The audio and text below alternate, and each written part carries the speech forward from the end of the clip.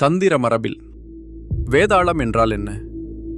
வேதாளங்களை வசப்படுத்தும் மாபெரும் இரகசியம் இதோ.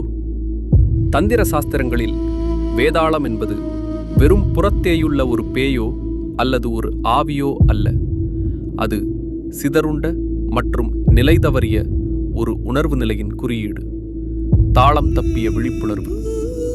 வேதாளம் என்பது உடல், பிராணன் மற்றும் நிலையான தனித்துவத்தோடு இருந்த ஒருங்கிணைப்பை இழந்த ஒரு உணர்வு துண்டு.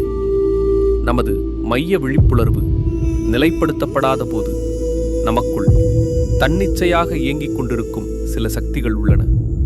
அவை சித்த விக்ஷேபம், அலைபாயும் மனம், சமஸ்காரங்கள், ஆழமாக பதிந்த நினைவுகள், பிராண குழப்பங்கள், சீரற்ற உயிர் சக்தி ஓட்டம்.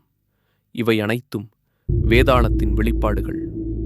பைரவர் மற்றும் காளி வழிபாட்டில் வேதாளம் என்பது இரு நிலைகளுக்கு இடைப்பட்ட நிழல் சக்திகள்.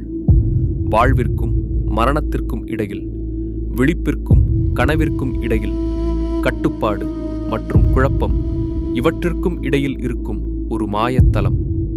ஆனால் உயர் தந்திர புரிதலின்படி வேதாளம் என்பது அஞ்ச வேண்டிய சக்தி அல்ல. அது நமக்குள் அங்கீகரிக்கப்பட வேண்டிய ஒரு உள்நிலை தத்துவம். ஒரு சாதகன் அசைக்க முடியாத விழிப்புணர்வை நிலைநிறுத்தும் போது அவன் சிதறி கிடக்கும் இந்த சக்திகளை அடையாளம் காண்கிறான், அவற்றை சீரமைக்கிறான். இறுதியில் அந்த சிதறுண்ட ஆற்றல்களை சிவசக்தியின் ஒருமுகப்பட்ட வெளிப்பாடுகளாக மாற்றுகிறான். வேதாளம் என்பது நம்மிடமிருந்து பிரிந்து நிற்கும் நம்முடைய ஒரு பகுதி. அதை தன்னுணர்வுடன் ஒருங்கிணைப்பதே தந்திர சாதனையின் வெற்றி. இதுவே காளி சாதனையில் அஷ்ட வேதாள சாதனையாக விரிகிறது.